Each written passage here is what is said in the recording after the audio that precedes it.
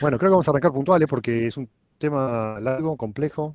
Espero que no salga muy claro, porque hay mucho material, un poco ir para adelante y para atrás, mezclar cuestiones geográficas, históricas, eh, tratar de aportar una nueva mirada integral y más rica con algunos antecedentes por ahí poco conocidos. Eh, Simplemente pretendo compartir una recopilación de material, pero admito que le he dedicado bastante tiempo a leer muchas cosas. Y además, últimamente caminando mucho por la zona, que creo que es algo que no se ha hecho. En gran medida, muchos de los que escribieron sobre el Fénix no lo caminaron, ¿no? No lo recorrieron. Así que bueno, espero también aportar algo con eso, con algunas fotos sacadas estos días y demás. Bueno, asumo que están ahí más o menos escuchando con alguna atención, así que arrancamos nomás.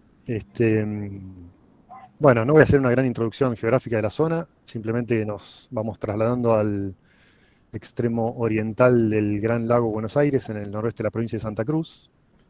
Hacemos un poco de foco ahí en Perito Moreno, una zona muy particular desde el punto de vista geográfico, conocida inicialmente con el nombre de Pariaique, o lugar de los juncos, o paradero donde hay juncos, porque esa parece ser un poco el aspecto del paisaje en ese lugar, donde se junta agua del río Fénix y de algunos manantiales, y hay todavía varias lagunas o cuerpos de agua, pequeños humedales con juncales. Pero todo hace pensar que antes era mucho más, bueno, por supuesto antes de que se avanzara la urbanización, eso era mucho más común, ¿no? Ahora sí, nos vamos un poco para el tiempo, para el tiempo hacia atrás, digamos. Lo que yo hice ahora, la primera mirada de estos primeros minutos va a ser un repaso en lo que yo llamo como las etapas del Fénix. Y después vamos a volver sobre eso. Pero simplemente para que identifiquen un poco estas etapas y las fuentes en las que me baso, elijo esta primera etapa 1870-1894, con lo que yo llamo las tres M's: Musters, Moyano y Moller. La cuarta M sería Moreno, pero todavía en esta etapa no tenemos noticias de él. Esta es una etapa de total, como, bueno, de un primer conocimiento de la zona, pero el río Fénix no tenía nombre todavía. Las observaciones eran muy, muy parciales. El gran debate era el origen del Deseado, que se conocía, porque obviamente el Gran Valle desaguaba ahí en el Atlántico, en Puerto Deseado, y la gran incógnita era de dónde venía ese valle o dónde nacía el Deseado, y si existía el Deseado como río. Los mapas, por supuesto, como se ve acá, eran muy imprecisos, era básicamente la porción argentina del lago, algunos ríos que se encauzaban ahí en el Deseado y no mucho más. Está ahí marcada la trayectoria en el mapa de la izquierda del itinerario de Musters y de Moyano. ¿Ok? Esta es la primera etapa. La segunda etapa aparece la figura de lo que yo llamo el padre del Fénix, el galés Luis ap Iwan, que no solo le puso el nombre al río, Fénix con PH inicialmente, sino que además entre 1894 y 1897 hizo tres viajes de exploración, con algunos detalles que estoy poniendo ahí. Esto es material sacado del excelente libro de Tegay Roberts y Marcelo Gavirati, que ha contado y sigue contando muy bien la historia. Así que no me voy a ocupar de esto porque, bueno, él ha hecho sus presentaciones, están disponibles, el libro está disponible, es muy recomendable. Pero en definitiva, lo que hizo Apiwan fue como identificar el potencial del río Fénix para volcar sus aguas en el Valle del Deseado, eh, a través de un proyecto bien, bien planificado, de irrigación y de administración del agua dentro de este Valle del Deseado, para transformarlo en una colonia como la del Valle Inferior del Chubut o la zona de Esquel, ¿no? 16 de octubre. Así que Apiwan es la figura más importante en cuanto al descubrimiento y la visión que tuvo sobre la zona. Después vamos a ver un poco más en detalle lo que él planificó. Bueno, después viene la etapa más sonada, digamos, en la historia del Fénix y de la zona, que es la cuestión limítrofe, donde aparece el Perito Moreno en 1896, acá di un montón de vueltas con qué palabra usar para poner ahí entre comillas, ¿no? En definitiva opté por el Perito Moreno se apropia del proyecto Vales, porque él sin duda tenía conocimiento de los viajes de Apiwan, porque Apiwan había presentado un proyecto al gobierno, un proyecto de colonización y de aprovechamiento del Fénix. Pero el Perito Moreno, de alguna manera, en un momento puse como secuestra el proyecto. Bueno, él se apropia, de alguna manera lo hace propio para los fines en los que él estaba inmerso con gran dedicación, que era la cuestión limítrofe, un tema que por esos años se estaba poniendo este, bastante importante, ¿no? Entonces el Perito Moreno visita la zona en 1896. Como él había leído en el proyecto de Apiwan que se podían volcar las aguas del Fénix en el deseado sin mucho esfuerzo, esto después lo vamos a ver en los mapas, ordena que se ejecute ese trabajo, una especie de versión simple de ese trabajo que después vamos a ver, y en 1898, a principios de 1898, Onelli ejecuta ese trabajo. Esto, por supuesto, genera una gran onda expansiva en la cuestión limítrofe, se agudizan las tensiones y se sube el volumen de las argumentaciones, ¿no? Básicamente entre Perito Moreno y los peritos chilenos o, digamos, los asesores científicos, ¿no? Bueno, este tema queda cerrado con el laudo arbitral que fija la frontera en 1902. Pero las repercusiones de estos años tan turbulentos en la cuestión limítrofe repercuten en lo que viene después, que es la siguiente etapa, si no me equivoco, tengo acá. Bueno, lo que quería decir, lo que quería mostrar un poco en estos mapas es que entre el antes y el después de la Comisión de Límites, se pasa de este mapa de 1896 a este mapa de 1901-1902. O sea, se avanza muchísimo en el conocimiento de la zona. Fíjense las curvas de nivel con detalle, los cursos de agua mucho más mejor dibujados y demás. Y también se va de la imagen superior, de ese mapa de 1896, a el inferior. Fíjense que la línea punteada entre el Fénix y el Cañón del Deseado se transforma en una línea de trazo grueso. No solo una, sino dos. Es decir, que el mapa de abajo ya refleja la obra, la intervención que Moreno le ordenó a Onelli. Es decir, ya hay aguas del Fénix volcándose al Deseado. Vamos a volver sobre este tema. Esto es una introducción un poco para ver las fuentes en las que me estoy basando. Bueno, respecto a las fuentes, mucho para leer. No les voy a decir que leí todo, porque algunas cosas no están accesibles, otras están en otro idioma. Esto es lo que yo decía de las repercusiones de la intervención del río Fénix. ¿Por qué? Porque este tema de cambio de cuenca no era simplemente un desvío de un río, era el cambio de cuenca. El río dejaba de correr al Pacífico para correr, en teoría, al Atlántico. Y este fue un tema que sonó muy fuerte en los círculos geográficos y científicos de todo el mundo. Fíjense la lista de apellidos ahí de personas que escribieron y en algún caso observaron el lugar. Muchos de ellos extranjeros, pero también varios argentinos. Así que tenemos esa lista de 1903 a 1933 de personas que escribieron sobre el Fénix. Y a pesar de que se escribió mucho y que corrieron ríos de tinta, se podría decir, en realidad los errores de interpretación se replicaron de alguna manera, porque cada uno interpretaba de alguna manera los hechos y prevalecía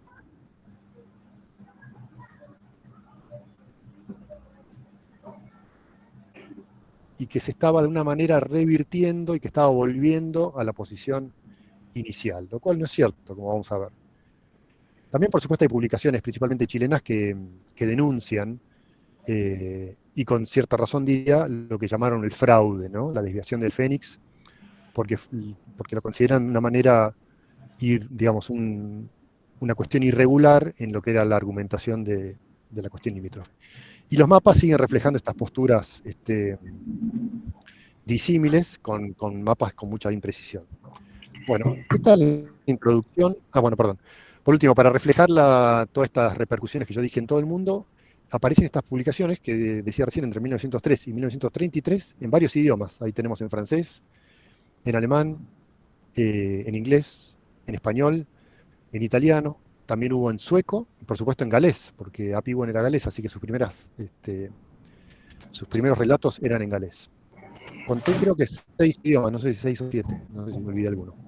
Pero bueno, para que vean un poco la repercusión que tuvo y la cierta, uso la palabra a veces como viralización, ¿no? Del tema del Fénix. Hubo un momento a principios del siglo XX donde parecía que el mundo hablaba del Fénix, por lo menos los círculos científicos. Y eso motivó que mucha gente viajara a la zona. Mucha gente vino a la zona durante el siglo XX interesado por la pista del Fénix. Eh, que como vamos a ver en la siguiente etapa, bueno, aparecen estos dos geógrafos argentinos, que después vamos a ver en detalle, en 1950. Vienen un poco a indagar sobre toda esta información imprecisa que habían estado leyendo. ¿Qué pasa después de 1950? Un poco casi hasta el presente. Es como que se calman las aguas, nadie se ocupa demasiado del Fénix, sigue afianzándose una mezcla de interpretaciones con variantes, en general simplificadas, y hay un poco una especie de olvido parcial. Esta es la situación a fines del siglo XX. Única excepción es las investigaciones y el trabajo muy interesante de Marcelo Gavirati, porque él recupera estos escritos de Apiwan y eso arroja una nueva luz a la cuestión. Estos escritos no estaban en análisis anteriores. Por ejemplo, cuando los geógrafos Dawes y Ana Palese escriben sobre el Fénix, ellos no estaban al tanto de que existía el material sobre Apiwan. Si no, tal vez su mirada hubiera cambiado. Por eso digo que de alguna manera, recién ahora uno puede reunir todas estas fuentes, ¿no? Cuando alguien quería estudiar esto antes de 1990, no contaba con lo de Apiwan, que es una pieza fundamental en el rompecabezas, ¿no? Así que esta publicación, por ejemplo, de Marcelo Gavirate en la revista Todo es Historia, bueno, a mí por lo menos me resultó muy llamativa porque yo andaba un poco atrás de la pista y no encontraba mayor información. Y con las publicaciones de Marcelo, realmente se arroja una nueva luz y mucho más precisa y detallada sobre la cuestión. Este, que bueno, siempre se puede agregar algo más y yo lo que propongo también con compartir este trabajo es también como un punto de partida, no es un cierre de la cuestión del Fénix, todo lo contrario, es mostrar todas las puntas que pueden salir de acá y seguir enriqueciendo el relato. Bueno, primera pausa. Esa fue la revisión de las etapas históricas en el estudio y el conocimiento del Fénix. Lo que viene ahora es un poco la introducción geológica, geográfica de la situación. Y acá me baso en algunos trabajos científicos recientes de geólogos, glaciólogos, que nos cuentan y nos muestran cómo el lago Buenos Aires, General Carrera, es el resultado del avance de los glaciares, de las distintas glaciaciones, y el retroceso del último avance que formó el lago Buenos Aires General Carrera. Esto, como ven en las diapositivas, tal vez el fin de la última glaciación fue hace 17.000 años, y para 11.500 años ya se había formado el lago. Claro, no solo se había formado el lago, sino que un cambio fundamental fue que al abrirse una vía de desagüe del lago glaciario hacia el Pacífico, que antes estaba bloqueada por el hielo, el lago efectivamente cambia de cuenca. Antes fluía, desaguaba hacia el Atlántico por el Deseado, y al abrirse el río Báquer, el lago desciende de nivel en varias etapas, que vamos a ver ahora, y se produce el desagüe por el Pacífico. Esto es un dato fundamental para entender lo que pasó después. Bueno, ¿cómo ocurrió este descenso del nivel del lago y el cambio de desagüe? Está interpretado con leves variantes, pero en general el consenso es uno, y es que cuando el lago tenía un nivel eh, de 400 metros sobre el nivel del mar o más, desaguado por el río Deseado. Y cuando baja de ese umbral, que es la altura donde se encuentra ahora Perito Moreno, el Valle del Deseado queda seco de alguna manera, ya no sirve como canal de desagüe del lago, ¿no? Así que estas diapositivas muestran un poco el gran lago a la izquierda. Fíjense que abarcaba mucha más superficie porque tenía un nivel mucho mayor, y una etapa posterior donde el lago está entre 300 y 350 metros sobre el nivel del mar, deja de correr por el deseado, y la etapa siguiente sería la situación actual donde el lago está a 215 o 220 metros sobre el nivel del mar. Bueno, seguimos, espero que esté más o menos claro hasta ahora.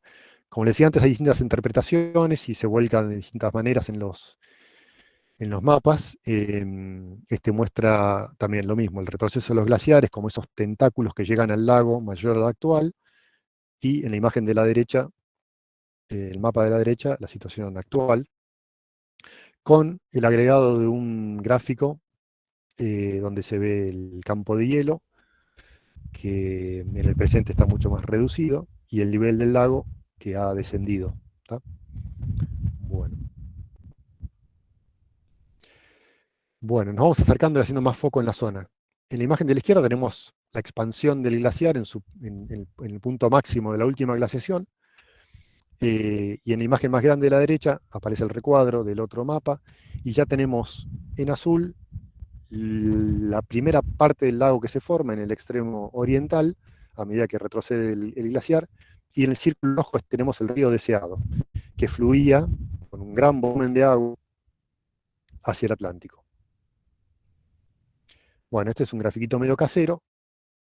Marqué lo que era sobre una foto satelital actual, la antigua extensión del lago hacia el este, una gran flecha que indica la dirección que corría el agua, y el agua entraba en este gran cauce, pasaba por donde ahora está Perito Moreno justamente, eh, que está ahí en el círculo rojo, y se encauzaba por el Valle del Deseado. Bueno, este valle es muy reconocible, muy visible en el paisaje. O sea, yo lo marqué ahí en azul, pero se ve claramente en cualquier foto satelital. Ahora hacemos un poco más de foco en la zona y tengo en las flechas azul oscuro la dirección en la que corría el agua desde el Valle del Deseado. Y justo donde está ahora Perito Moreno, entra todavía el río Fénix, que era un tributario, si se quiere, de este paleo río Deseado. Este, pero claro, el río Fénix entraba a un gran río, una especie de extensión del lago, mientras, por supuesto, había agua ahí. Cuando se seca, digamos, el Deseado, deja de correr agua ahí, lo que ocurre es que, ahí tiene la flecha, va bloqueando, al secarse el valle, aparecen en su lecho algunos manantiales, y uno de esos manantiales empieza a correr como si fuera a contramano del antiguo paleo Deseado, formando el río Fénix Chico. Y otro manantial que existe también en la actualidad, que es el de las nacientes del Deseado, corre hacia el este. Es decir, que tenemos en definitiva, como dijeron los glaciólogos, una especie de planicie de indefinición hidrográfica. Y justo en esta zona de indefinición está volcando sus aguas el Fénix. ¿Eh? Es decir, que entra ahí y el agua, se podría decir que por ser una zona perfectamente plana, horizontal, es como decía, un lugar de indefinición hidrográfica. Es decir, que el río Fénix se pudo comportar y se seguiría comportando de manera indecisa o divagante, dicen algunos. La cuestión es que cuando llega a Piwan en 1895 por primera vez, y después el Perito Moreno en 1896, parece que encontraron esta situación. Encontraron que el río Fénix venía por acá, en este punto rojo, giraba, el famoso codo del Fénix o el giro repentino, en palabras de Apiwan, y de manera bastante sorprendente o sorpresiva, el río que parecía que hubiera debido seguir hacia el deseado, hacia el sur y hacia el este, giraba y se volcaba hacia el oeste, de alguna manera aportaba al cauce del Fénix Chico y el agua iba al lago Buenos Aires. Esta situación, cuando Apiwan la ve, rápidamente se da cuenta que no había sido siempre así, y que efectivamente el Fénix podía ser, con cierta facilidad, volcado o conducido, como muestra esta imagen, hacia el deseado. Claro, esta observación muy aguda, muy correcta de Apiwan, tomada por el Perito Moreno, eh, enganchaba muy bien con los argumentos de la cuestión de por dónde debería pasar el límite con Chile. Porque el Tratado de 1881, no me quiero meter mucho en esto, pero eh, establecía que el límite debía fijarse por las altas cumbres que dividen aguas. Entonces, Argentina optó por las altas cumbres y Chile por la divisoria de aguas, porque eran posiciones convenientes a cada uno de los países, ¿no? O sea, Argentina quería divisoria de aguas porque eso llevaba el límite bien al oeste, perdón, Argentina quería altas cumbres porque llevaba el límite bien al oeste, y Chile quería divisoria de aguas porque justamente el límite venía a esta zona. Eh, por- o sea, dando la oportunidad a Chile de que tuviera mucho más territorio hacia el este, ¿no? Em, Así que esta era la situación. Pero en la realidad, acá está la interpretación de todo lo que leí y las observaciones, la realidad parece haber sido más bien esta. El río Fénix entraba en esta planicie de Pariaique y podía ir hacia un lado o hacia el otro. En efecto, en algunos casos, dividiendo sus aguas, un río que dividía su caudal, parte hacia el Pacífico, vía Lago Buenos Aires, y parte hacia el Atlántico, vía Cañadón del Deseado. Parte de esta agua, en su divagar, digamos, y además sujeto a grandes crecidas en primavera, eh, podía tomar en una dirección o en otra, un año para un lado, un año para el otro, eh, y además volcar sus aguas en esa laguna que está marcada ahí como un óvalo o en alguna otra de la zona. Esto es un poco tal vez la conclusión, ¿no? A la que llegan otros autores que lo han estudiado, no es que lo diga yo. Bueno, hecha la explicación un poco geográfica, geológica, hidrográfica de la situación, vamos a volver un poco para atrás a Piwan. Nos viajamos, gracias al libro de Tegay Roberts y Marcelo Gavirati, em, viajamos a 1895 y ahí vemos en el diario de Apiwan donde él dice, em, dejé el río Fénix, pero el valle sigue hasta el Deseado. A pesar de que el río dobla al lago Buenos Aires, dice Apiwan, me parece que sería posible torcer el curso del río para que corra en esa dirección. Em, y acá nace el proyecto de Apiwan. El proyecto de Apiwan no era desviar el río y nada más. Era construir un canal de 57 kilómetros de largo en el valle mismo del Deseado, a partir del punto donde el río Fénix deja su valle y entra en la planicie de Pariaique, hacer una serie de obras adicionales para administrar el agua en lagunas que había por el camino, en tributarios que están marcados ahí con flechas, como el Paje. Y él estudió y relevó y midió y sacó niveles de estos 57 kilómetros, que los amojonó hasta la confluencia del Deseado con el Pinturas.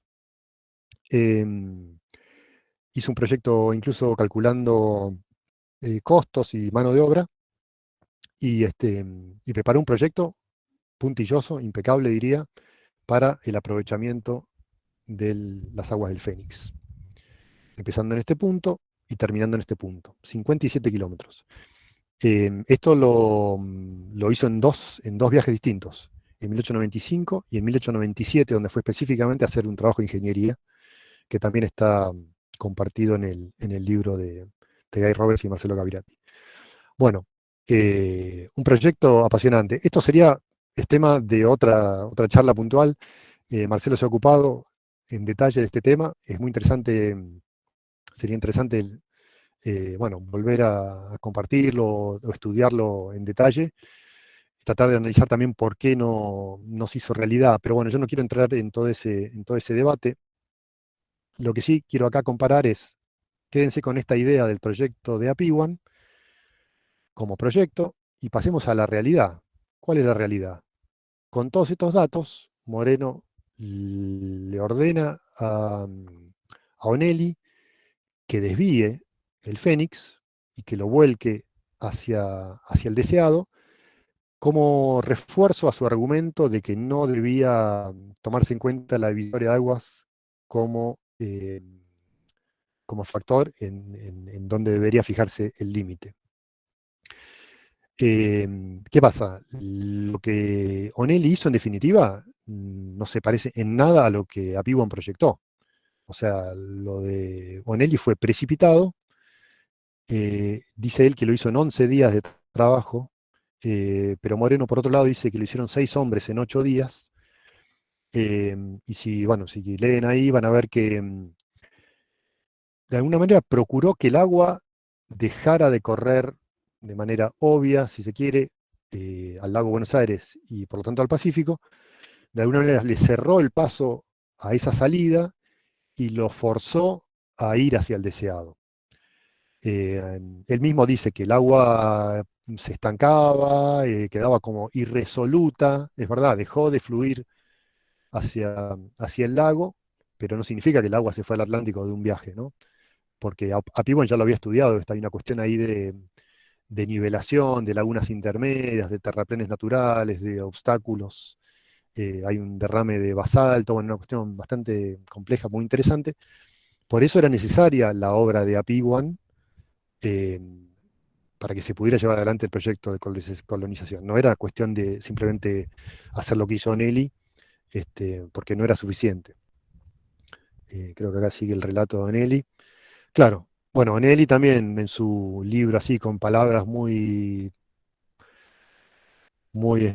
tal vez exageradas, dice, el día en que el gobierno corrija un tanto la entrada del Fénix al río deseado, la obra imaginada por Moreno, imaginada por Apiwan debería decir, dará también riego y vida a unos cuantos millones de hectáreas de campos resecos. Claro, el proyecto de Apiwan.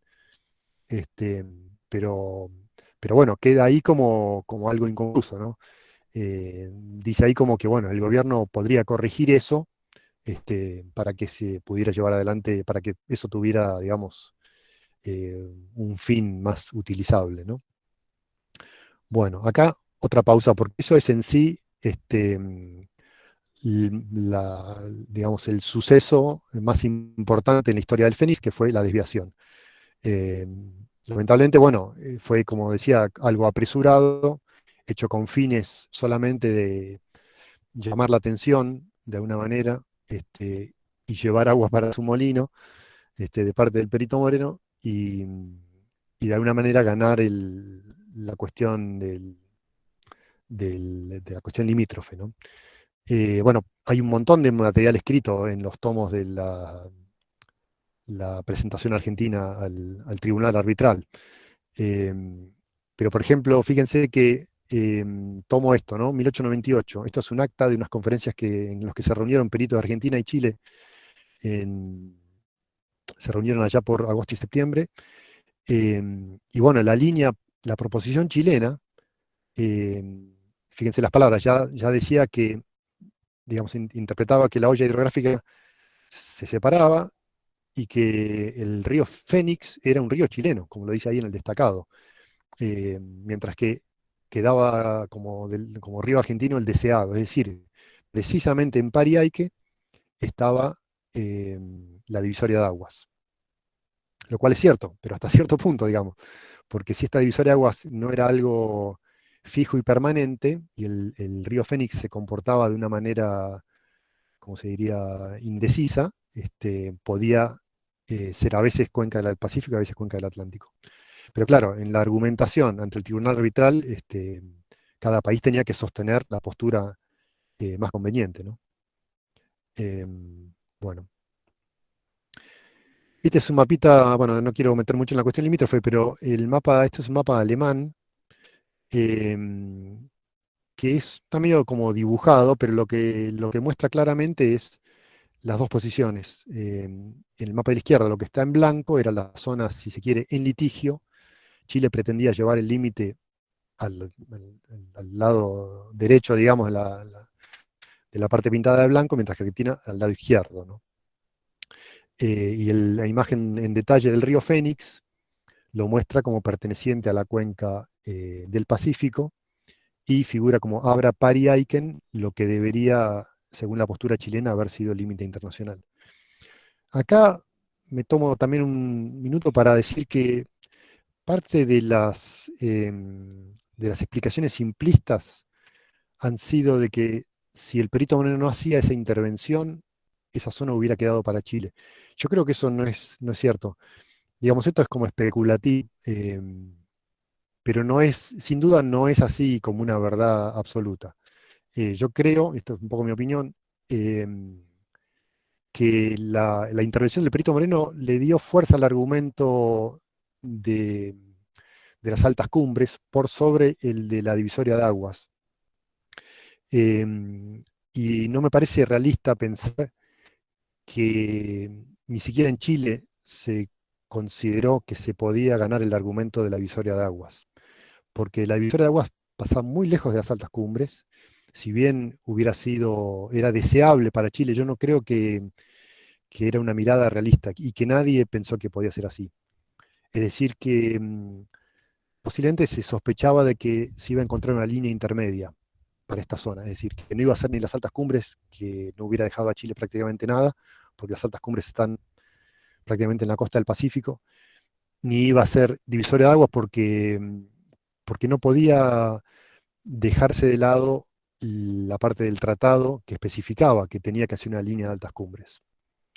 Así que es un poco para tal vez explicar lo que yo creo que es como un mito que se repite, uno de los tantos mitos respecto del Fénix, de que esto, de todo el lago hubiera quedado para Chile si el perito no hubiera hecho eso. No, lo que yo digo es que aun si el perito Moreno no hubiera ordenado la desviación del Fénix, posiblemente el límite hubiera pasado como en definitiva fue fijado por el tribunal arbitral. Bueno, un poco más de mapas. ¿Qué pasa? Esto es de la plena, al igual que el extracto de la presentación o la proposición chilena, esta es la proposición argentina, donde se enmarca una nueva divisoria de aguas, como dice en la parte de abajo de la diapositiva, y con argumentos muy fuertes, ¿no? El perito Moreno dice, no, pero fíjense que este es el lugar donde Chile pretende pasar el límite. ¿Y dónde están las altas cumbres? Dice, acá no hay ninguna alta cumbre en Perito Moreno. O sea, están a 100 kilómetros de distancia. Este era el argumento de la posición argentina, ¿no? Tema muy interesante que, como decía por ahí, de alguna manera eclipsó toda la cuestión del Fénix. Es como que pasa, lo único que se puede decir del Fénix es un tema limítrofe. En realidad es mucho más que eso, es un lugar muy particular, con una singularidad geográfica muy interesante que lo hace realmente muy, muy llamativo.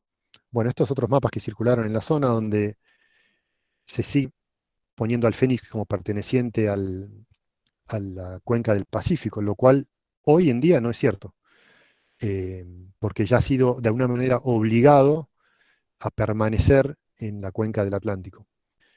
Bueno, este es un mapa también donde fíjense que prácticamente fuera del mapa, en el margen del mapa, tenemos el Fénix con su curva, como si todavía corriera en dirección al lago Buenos Aires. Bueno, espero que vayamos bien hasta ahí. Bueno, fíjense que ahora vuelvo a la diapositiva que mostré antes, para analizar un poco esta lista de publicaciones. El primer punto, todos apellidos franceses, porque eran franceses, mi francés no es muy bueno, pero Delachaux, Galois y Laparent. Bueno, ¿qué pasa? El Perito Moreno era bastante amigo de algunos círculos europeos, eh, y estos geógrafos franceses muy reconocidos toman las argumentaciones de Moreno como verdad absoluta. Hablan de la captura del río, de la captura, si se quiere, accidental del Fénix chico al Fénix grande, entonces que el perito Moreno lo corrigió de alguna manera. Hay que decir que no son imparciales, digamos, buscan un poco, repiten y ponen en francés y sonando muy lindo las teorías y las argumentaciones de Moreno. Por eso lo tomo como tal, digamos, buscan de alguna manera respaldar la mirada de Moreno. Después hay autores argentinos, está la expedición de Scottsberg y Kenzel, que publican algunas observaciones. Lo que dice Scottsberg es que el río en 1908 reflejaba una indecisión. Dice, a veces, según la crecida, puede ir para el deseado, y a veces puede ir para el lago Buenos Aires. Eso es lo que dice Scottsberg. Eso lo interpretan otros autores argentinos como Correa Morales, Suez, que era austríaco, y Kuhn sería, creo que era alemán, pero en definitiva él escribe en Argentina y publica un atlas, y es un poco una autoridad en temas geográficos en Argentina en la década del 20. Y él hace una interpretación equivocada. Él dice, no es porque lo diga yo, porque lo dice otros que lo analizaron, pero efectivamente estoy de acuerdo. Kuhn dice, habla de la inversión de la corriente del deseado, como que el deseado da marcha atrás, bueno, es bastante, se le observan bastante estas descripciones, pero como muchas veces ocurre, como era un geógrafo tan respetado, no se lo contradecía fácilmente. Pero acá viene, resulta que 2 años después hay otro alemán en la zona, Hermann Brunswick, conocido por ser poblador del Guío. Bueno, hay un libro por ahí de lo que sería la hija de él que copila las cartas que compartía su mamá con su abuela, en definitiva. Brunswick, un tipo muy observador, multifacético, gran lector, se comunicaba por correspondencia con otra gente. Él viene a la zona de Perito Moreno en 1924, había leído a Kuhn y ve y dice, no, lo que dice Kuhn está equivocado. Entonces se pone en contacto con un círculo geográfico en Alemania y dice, miren, no sé lo que dice Kuhn, pero lo que yo veo es distinto. Brunswick en 1924 dice, el río Fénix, o sea, el Fénix grande, va deseado. Punto. No solo eso, sino que se pone en contacto con Stephen, que Stephen no había, hasta donde yo sé, no había observado directamente el lugar, lamentablemente para él, porque era una autoridad en la cuestión geográfica de los límites y de Patagonia en general. Este, y Stephen está muy interesado en lo que le cuenta Brunswick, porque Stephen también estaba al tanto de que había distintas versiones, y de que de alguna manera se había afianzado esta idea de que el Fénix había vuelto a fluir hacia el lago Buenos Aires. Pero Brunswick es una opinión autorizada, en lo contrario. Brunswick publica un artículo y dice, miren, el Fénix va al deseado. Años después viene Caldenius. Después nadie se ocupa, digamos, de analizar demasiado. Caldenius hace un excelente trabajo de mapeo de las morenas, de los antiguos niveles del lago y todo, pero no opina sobre solamente dice que el Fénix se hizo famoso por los trabajos de Moreno. Bueno, Windhausen también publica mapas y observaciones, y Feruglio en italiano. Lamentablemente ese material todavía no lo pude encontrar, así que hay material para seguir trabajando. Bueno, esto ya lo vemos acá, lo que hice un poco fue profundizar en los relatos. Seguimos. ¿Qué pasa? Eh, Hacia la mitad del siglo XX, perdón, ¿qué pasó acá? Bueno, está bien.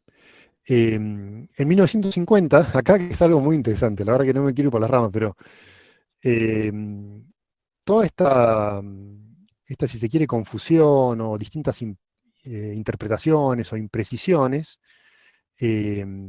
habían como acicateado el interés de algunos geógrafos argentinos. La primera en aparecer es Ana Palese de Torres. Había nacido en Italia, pero vino a la Argentina de chiquita. Gran geógrafa, montañista, había estado en una expedición a la Concagua, y uno de sus pasiones era indagar y escribir sobre los ríos argentinos. Así que viajó a distintos lugares del país, eh, y en enero de 1950 viene a Perito Moreno, pasa varias semanas en el lugar, eh, y publica años después un trabajo que se llama En las nacientes del río Deseado, medio siglo después del Perito Moreno. Porque claro, se cumplían 50 años desde de la desviación en 1898, el laudo arbitral, etc. Así que Ana Palese hace un trabajo excelente, muy interesante, donde fíjense que hay hasta una fotografía aérea, porque sobrevoló la zona, hace unos croquis muy detallados, publica en 2 publicaciones distintas, material muy similar de sus observaciones. Ella se entrevista con antiguos pobladores, les pregunta, observa, mira los canales de riego, ve todas las modificaciones que se hicieron al río, toma nota de las crecidas, bueno, todas las opiniones de los pobladores, que en ese momento eran mucho más frescas que ahora, ¿no? Porque ya pasaron ahora 70 años desde el viaje de Ana Palese. Así que el libro de Ana Palese es interesantísimo, porque tiene un montón de información aparte de interés histórico, ¿no? Y algunas fotos. Bueno, ¿qué pasa? Miren, esto es increíble.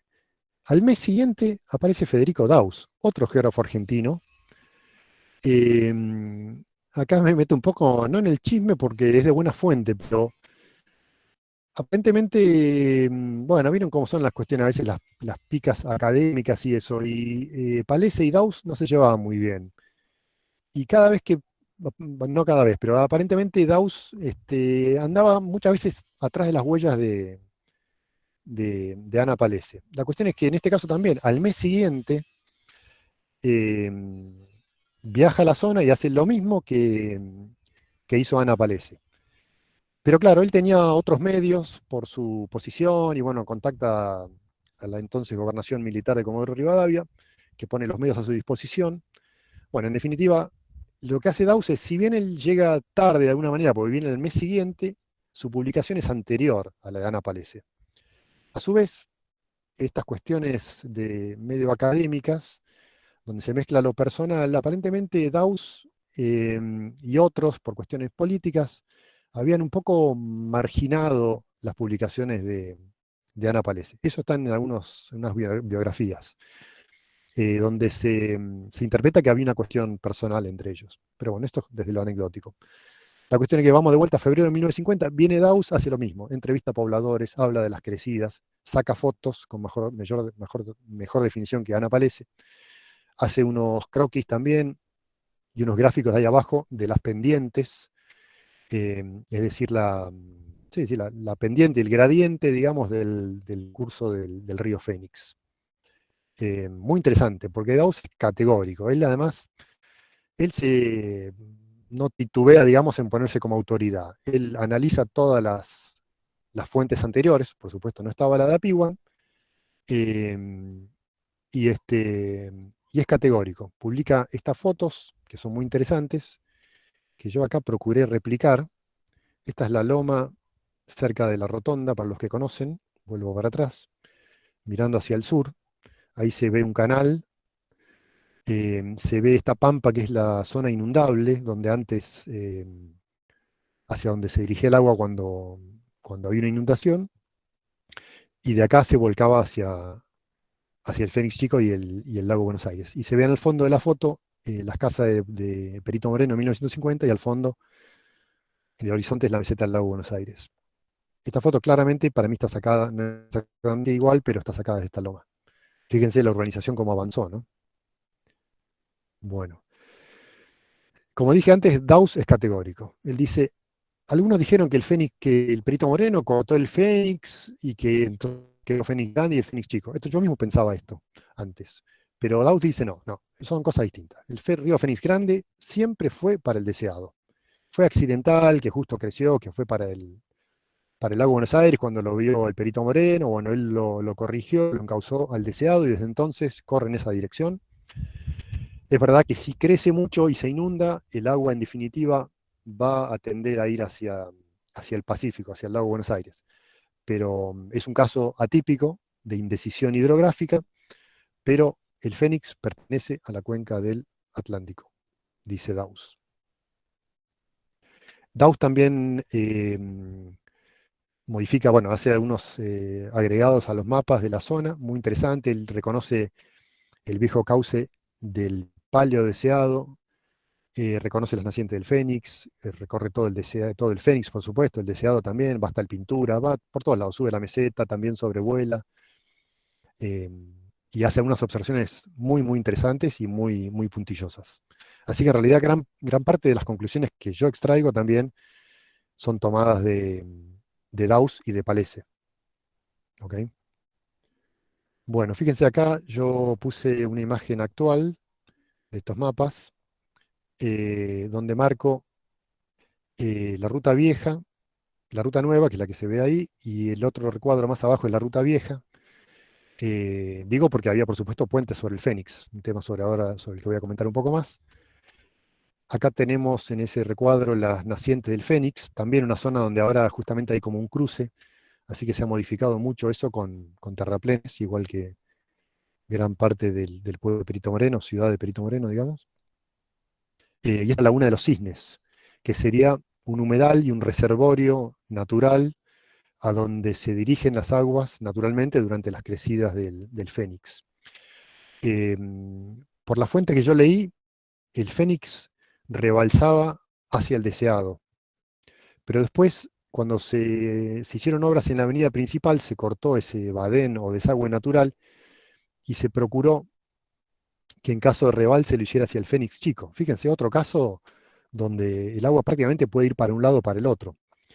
Eso es lo que hace tan especial a Perito Moreno, que es fácil llevar el agua de un lado al otro. Prácticamente uno puede llevar un canal para un lado y en la dirección opuesta, trabajando con los niveles que forman estas lagunas y bueno, presentaba todas estas dificultades para cruzar de un lado al otro. Debería haber incluido una foto de los puentes actuales, pero bueno, eso es algo que se puede ver.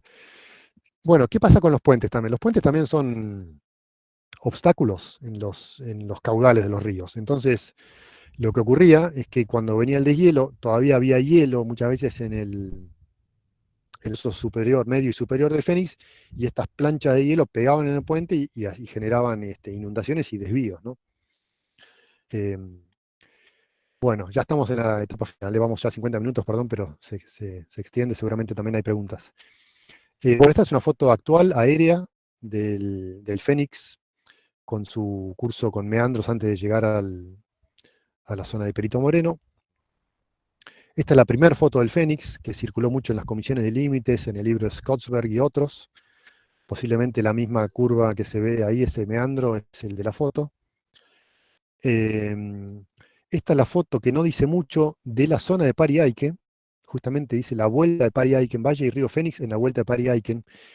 Esta posiblemente sea la loma desde donde yo saqué la foto y que estaba en el libro de Daus, aunque no se puede extraer mucha más información de esta foto. Acá tenemos una foto aérea también reciente, donde se ve Perito Moreno. Bueno, el que conoce el pueblo se va a familiarizar, va a entender más o menos cómo está tomada. Al fondo está el lago de Buenos Aires. Foto similar acá con unas toscas líneas, flechas rojas. Yo marqué con la flecha grande la entrada del Fénix grande hacia Perito Moreno y con la flecha chica la salida de la zona urbana donde nace el Fénix chico y va hacia el lago Buenos Aires. Otra foto aérea donde se ve el Fénix grande. Una foto muy interesante que muestra cómo la planicie de Perito Moreno, que se encausa con esa laguna en el cañón del Deseado. Y acá están las fotos que saqué yo, desde esa loma misma donde está, si se quiere, la embocadura, donde empieza el cañón del Deseado. Se ve la laguna, la cordillera al fondo, esto mirando hacia el suroeste. Foto siguiente, mirando hacia el otro lado, hacia el este. Se ve como el Fénix y el Deseado van buscando el Atlántico. Esta es una foto aguas arriba del pueblo, donde el Fénix todavía corre de manera casi natural y donde encontré un antiguo puente con las bases cimientos de un antiguo puente colgante. Fotos actuales, de hace días nomás, el Fénix con buen caudal circulando dentro del pueblo de Perito Moreno, lindísimo, la verdad, el río espectacular, cuando corre con agua por ahí. Bueno, acá parece que se ve solo árbol, pero en realidad, tanto a la izquierda como a la derecha de la foto se ve el Fénix. Esta es una de las curvas cerradas y esta sería la zona, el punto donde se había producido ese desvío o esa curva repentina que, que mencionaron Apiguan primero y Perito Moreno después. Estamos viendo ya últimas fotos. Bueno, este es un muy interesante trabajo que se ha hecho de rescate de la gente de la Municipalidad de Perito Moreno, del Centro Municipal de Cultura, de rescatar como patrimonio tanto el Fénix como la Laguna de los Cisnes, es decir, los humedales del pueblo. La verdad que es muy interesante y ojalá que esto siga juntando gente que apoye esta iniciativa, porque es realmente, eh, ¿cómo se dice? Para mejorar la calidad de vida de los que viven en Perito Moreno y los visitantes, ¿no? Bueno, esta es la última foto. Eh, a la izquierda el famoso desvío de Onelli en 1898 y a la derecha una foto que saqué yo ayer. No es el mismo lugar, pero me di cuenta, bueno, que esta foto ejemplifica la relativa facilidad, porque las dos en definitiva son canales. El de la izquierda es el canal que hizo Onelli y el de la derecha también es un canal artificial donde ingresa agua, este, y que se hizo, bueno, con máquina, pero es relativamente fácil al día de hoy cambiar el curso del Fénix, cosa que se ha hecho de vuelta, aguas arriba de Perito Moreno, encontré caminando que hay una parte de un cauce abandonado, donde incluso hay un puente, y hay un tramo perfectamente recto que se canalizó artificialmente. Así que bueno, creo que acá los dejo, espero que haya sido de interés, tal vez un poco apresurado y temas que quedan por desarrollar. Por mi parte, muy agradecido a todos. Ahora seguimos con las preguntas, especialmente saludos a Melissa Quintero, que está ahí recibiéndolos y ayudándome, además de aportar ideas y ayudarme en la organización, mi página web, etcétera. Y con esto los dejo. Tenía, bueno, para Google Earth, para hacer unas recorridas, fotos satelitales y demás, pero no decidí no incluirlo porque iba a ser mucho.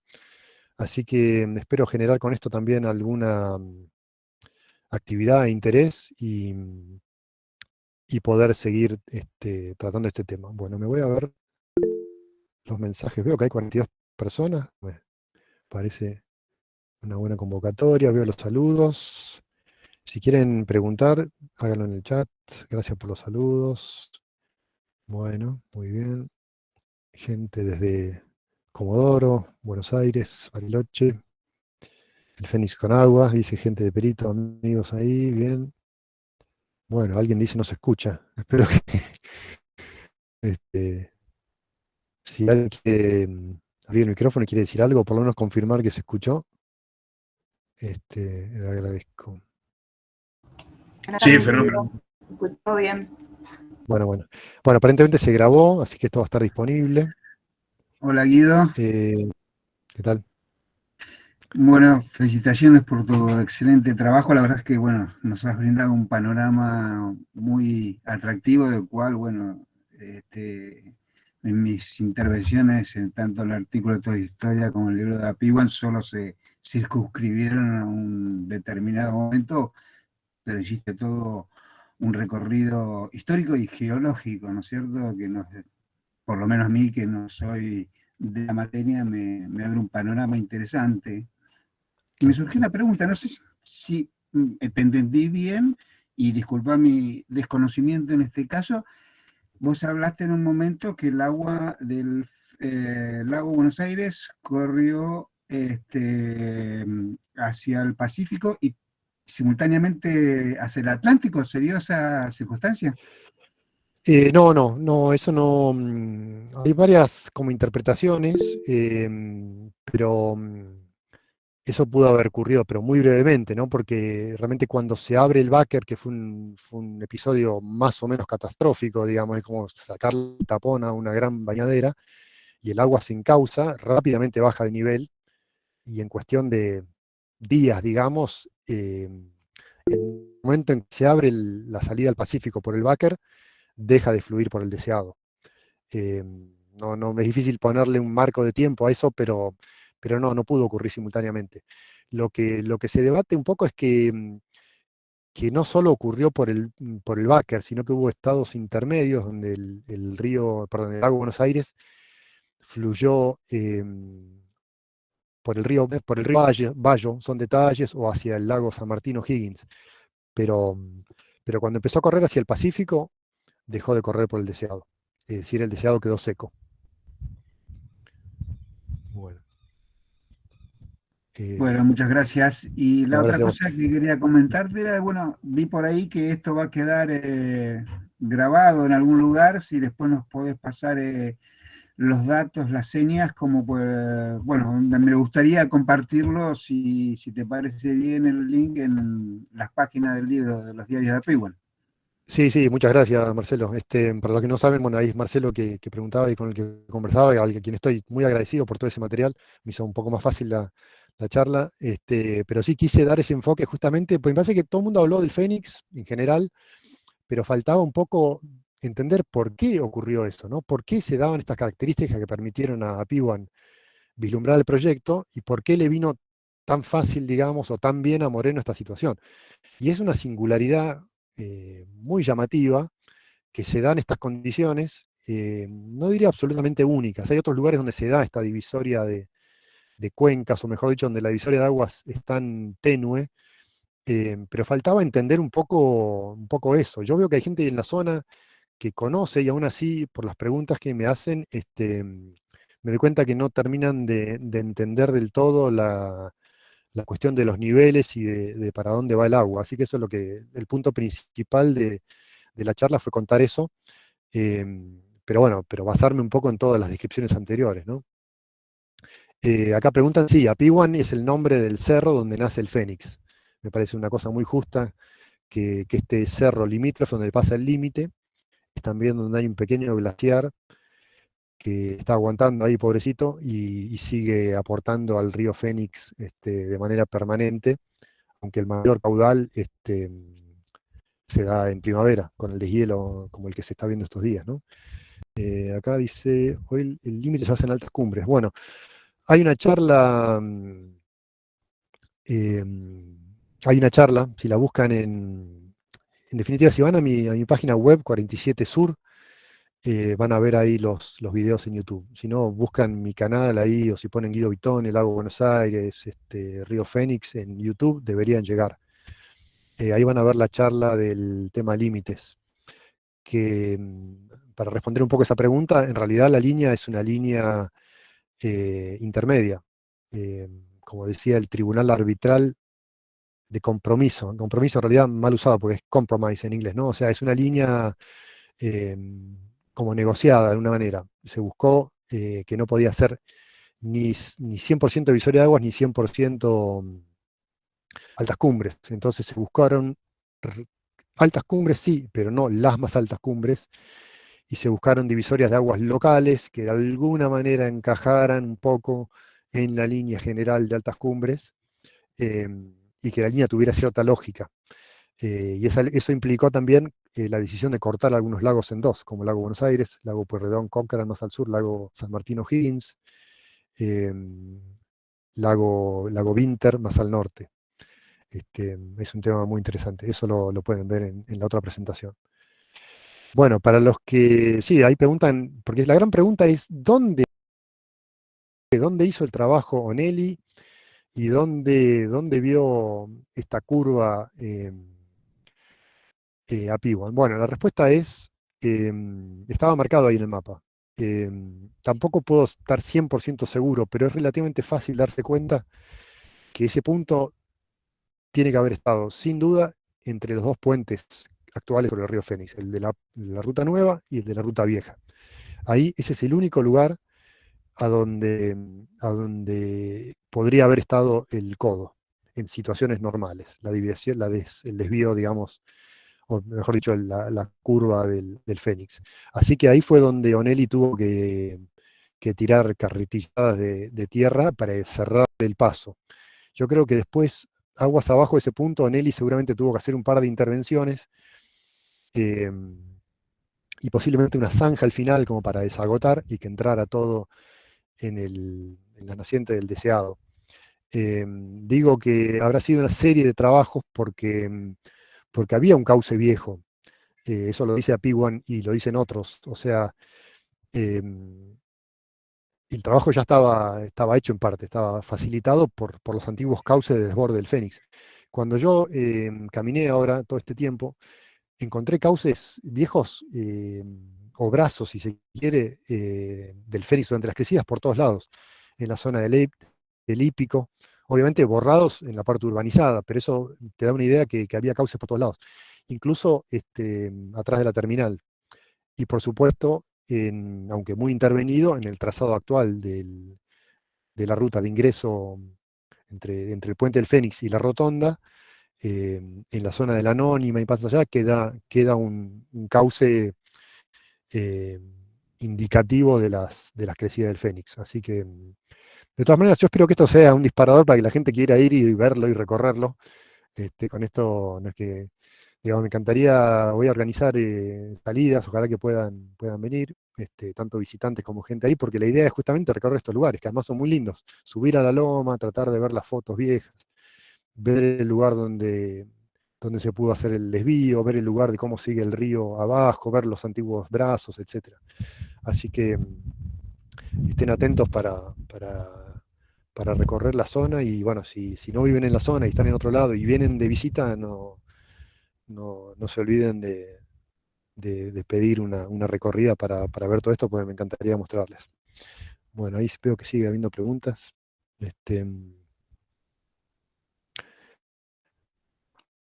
Claro, acá interesante, ¿no? Mucho para hablar, temas para tratar, ¿eh? La verdad que Marcelo sería re interesante, si estás ahí todavía, ver el tema de qué pasó con el proyecto del Fénix, digamos, ¿no? Eso está explicado.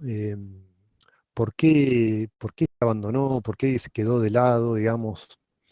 Eh, ¿Es factible en teoría? Qué interesante, ¿no? Yo también me pregunto, ¿sería factible todavía colonizar el valle de otra manera? Tema muy interesante. No sé si sería factible porque eso excede mi capacidad en la materia, pero yendo a la pregunta que realizaban allí, la cuestión pasó que, bueno, como explicó Guido, ¿no es cierto? Eh, Moreno fue en el 96, Apivon fue en el 97, Clemente Eonelli en el 98, y el tema fue que después de la expedición de Moreno, él publica apuntes preliminares, ¿no es cierto?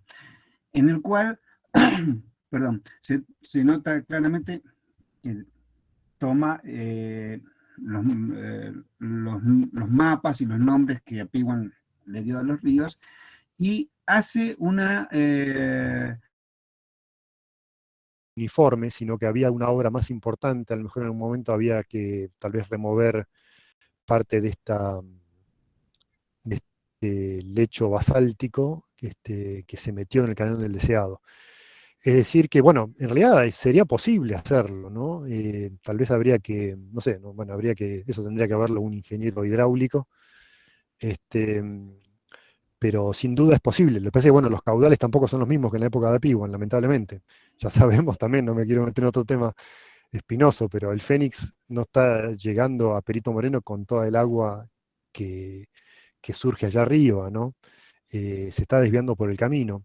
Entonces, hoy en día implicaría, bueno, un montón de intervenciones y negociaciones, además, con propietarios que no estaban en la época de Piwan. En la época de Piwan el río entraba virgen, con todo su caudal, a la zona de Perito Moreno, y se desparramaba.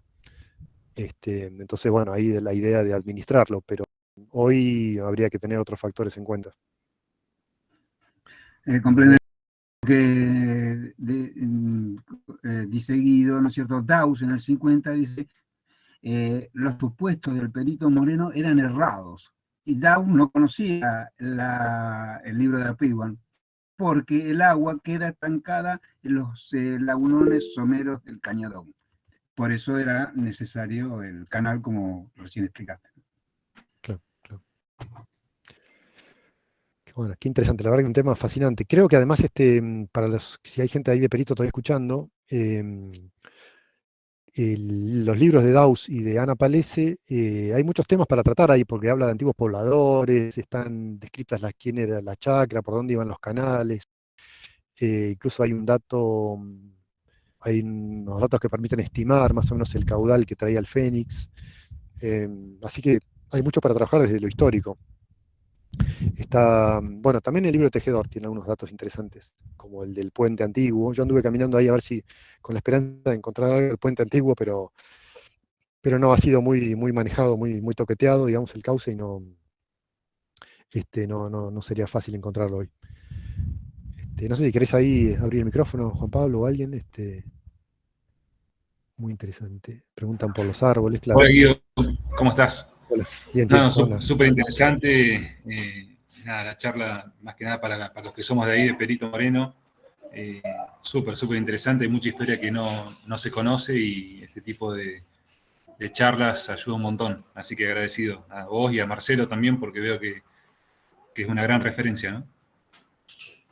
Sí, sí, yo la verdad que cuando vi el trabajo de Marcelo fue fantástico. Por un lado me dio algunas respuestas, por otro lado me interesó muchísimo tratar de indagar un poco más. Contesto, bueno, ahí preguntan si puedo mencionar otros casos similares, digamos, donde el río esté partido. Sí, no los tengo muy estudiados, pero espero no equivocarme con el nombre. Creo que al sur de San Martín de los Andes está el arroyo Pilpil, en la ruta de los Siete Lagos, donde vos podés parar en un mirador, y parte del Pilpil se va al lago Traful, y por lo tanto a Chile, y parte se viene hacia el sur, pero en definitiva termina en el río, el Limay, digamos, o el Neuquén, en definitiva el Río Negro, y por lo tanto pertenece a la parte, a la pendiente del Atlántico. Ese por un lado, que es el más turístico. Después tengo entendido que el tribunal arbitral, incluso Perito Moreno y Steffen, coincidieron en que, a ver si no me equivoco, las nacientes del Mayo y las nacientes del río Coyhaique, que pertenece a la cuenca del Aysén, también se confunden casi en pantanos o en humedales donde no está claro para dónde va el agua en algunos puntos. Creo que algo parecido se da donde nace el río, el Arroyo Verde, las lagunas de Collet o algo así, o el Coite, le dicen. Eso es en el sur de Chubut también. Ahí también se da ese caso de aguas partidas. Y casos de divisorias de aguas que se han modificado de la última glaciación, hay varios con curvas muy marcadas. El río Blanco, que va al lago Salitroso en lago Posadas, eh, y el río Ñirihuau, que es de la cuenca del Aysén, si no me equivoco, ahí en Chile, que arranca en Chile, corriendo derecho como al sudeste, como encarando para el Atlántico, y una morena le cierra el paso y lo obliga como a darse una vuelta y meterse en el, no me equivoco, interesante sería también reunir todos esos en una charla. El caso del Fénix es muy particular porque viene corriendo entre morenas, prácticamente desde sus nacientes, eh, y donde encuentra el cauce del Deseado, que había roto una morena, se da esta particularidad. Bueno, muy interesante, la verdad. Veo que todavía, si no me equivoco, hay varias personas conectadas. Bueno, espero que este sea el punto de partida de mayores debates. A ver.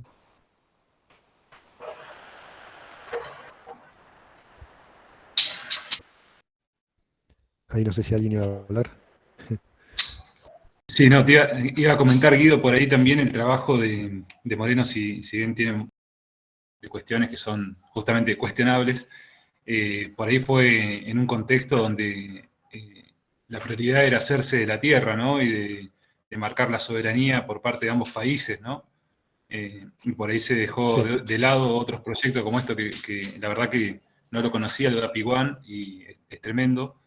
sí, sí. Pero bueno, por ahí también contextualizándose, él habrá hecho esa maniobra de alguna manera para sustentar su argumento, ¿no? Que era, si bien como vos decís, por ahí no era tan realista, no era una posición realista Sí. la chilena, él lo hizo, entiendo yo, por lo poco que he leído al respecto, es que lo hizo para sustentar su Claro. argumento, que las Sí, divisoras de sí, agua. muy, muy interesante, ¿no? Yo ahí me cuesta también encontrar, ¿viste? O manifestar una opinión, ¿no? No, sin duda, digamos, me pongo como, trato de ponerme como en el medio, ¿no? Tenemos el Perito Moreno como héroe, como paladín de la soberanía, de héroe, digamos, que hizo posible muchas cosas para la Argentina, y tenemos también una mirada si querés, poco simpática que pueden tener los amigos en Chile, ¿no? Y también justificadamente, ¿no? Por otro lado, uno no puede menos que también simpatizar, ¿no? O por lo menos decir, bueno, el tipo se jugó, ¿no? Se puso la camiseta y jugó, este, jugó con el equipo, eh, en el que estaba, ¿no? Es muy interesante, ¿no? Y bueno, es tema sensible, ¿no? No quiero casi como opinar, pero bueno, sin duda lo hizo bien intencionado, ¿no? Lo hizo con la mejor intención de, de- de- de aportar para su país, ¿no? Y eso no se lo puede criticar. Eh, pero bueno, es verdad que de alguna manera podría haber dicho, miren, a Piwan, hijo de, podría haber dicho, yo estoy tomando esto de Apiwan, y de alguna manera se lo apropió, ¿no? No reconoció las fuentes, ¿no? Bueno, pero está bien, el objetivo y Eso pasó siempre, ¿no? bueno, Ha pasado con todo. sí, Seguro. La verdad que muestra pequeñas cuestiones también, ¿no? Que se ven después entre Palese y Daus, claro. ¿no? Cuestiones de prestigio académico, de orgullo personal, andás a ver, ¿no? Porque me olvidé decir que eh, Daus no menciona a Palese, y Palese publica después de Daus y no lo cita. O sea que era como cada uno con su verdad, ¿no? En vez de decir, che, ¿por qué no publican algo entre los dos? O por lo menos dicen, che, mirá, este dijo tal cosa, no sé. Y sin embargo, no, optaron cada uno por invisibilizar al otro, ¿no? Este, como una especie de batalla de egos, ¿no? Este, muy interesante, ¿sí? A ver.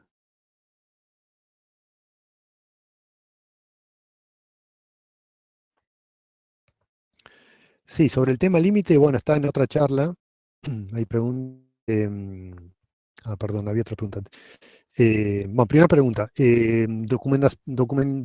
Inundación documentada. No sé, ahí Juan Pablo por ahí sabes un poco más. Y yo estos días estuve conversando con alguien que se acordaba del 75 y otra persona del 84. Ahí no, yo por lo menos ese tema de memoria oral no lo manejo tanto, pero me parece re interesante para trabajarlo.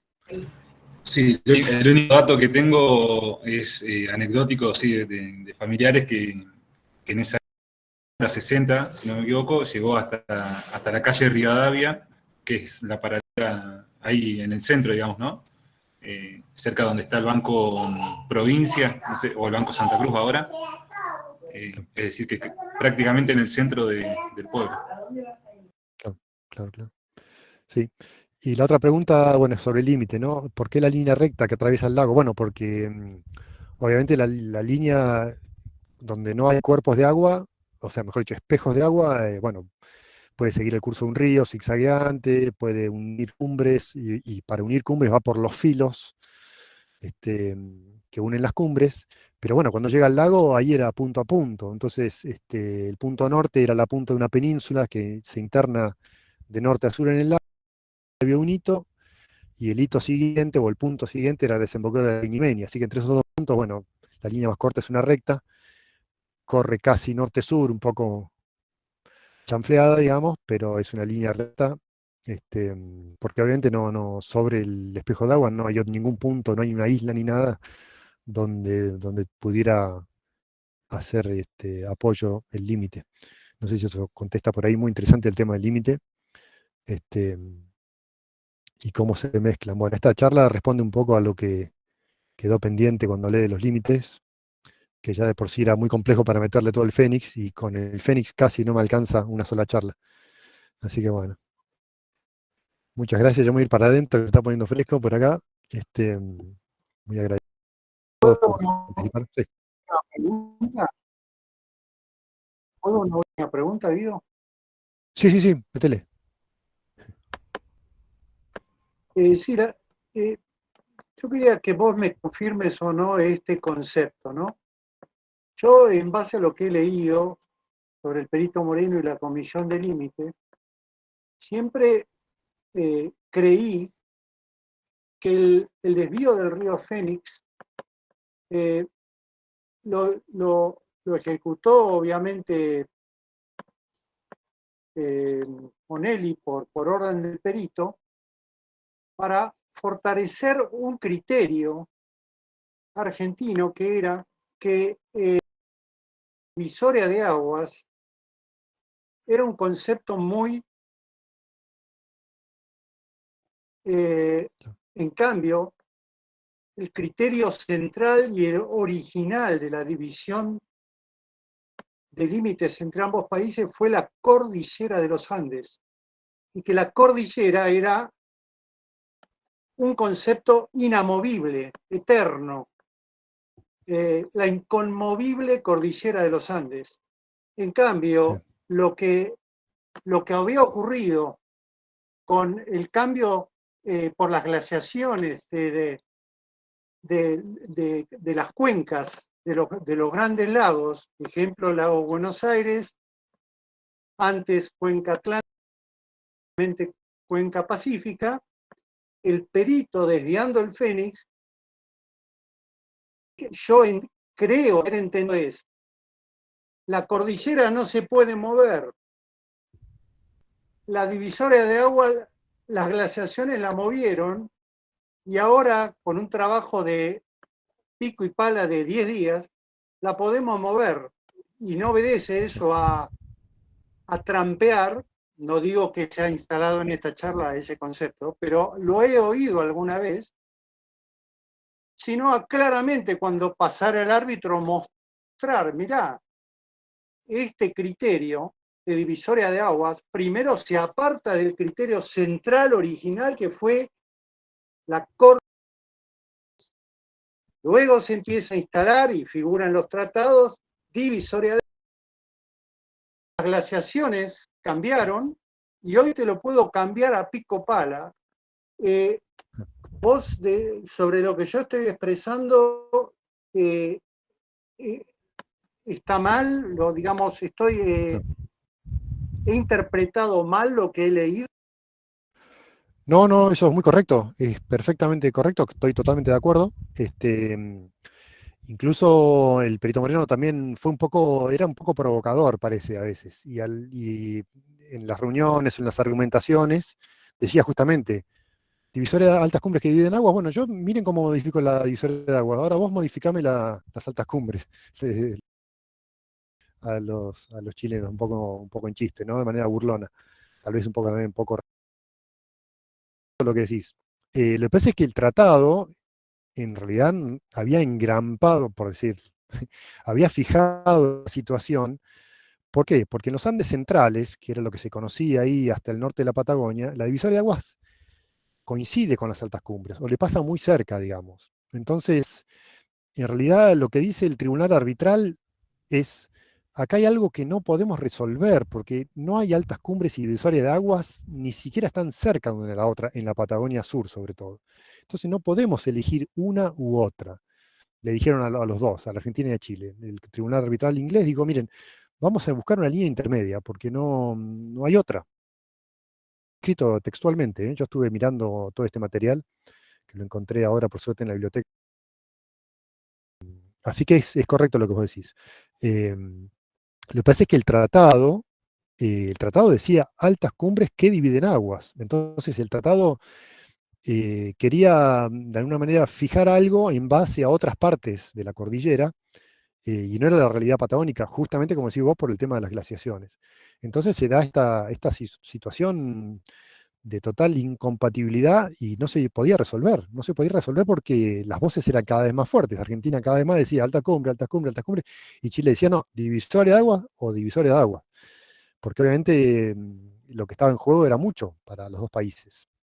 Pero yo ya sospecho, como digo, que los dos países se daban cuenta que no iba a ser una u otra, ¿no? Porque hubiera sido una línea que realmente injusta para uno u otro.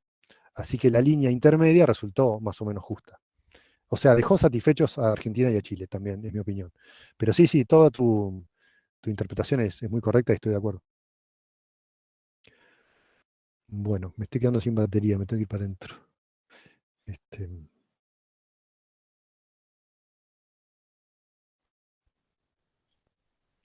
Bueno, Guido, buenas tardes. Muchas gracias. Muy interesante la charla. Bueno, Esperamos muchas gracias. ansiosos las próximas. Bueno. Saludos. Nos vemos, que anden bien, saludos. Gracias, Guido, muy interesante todo.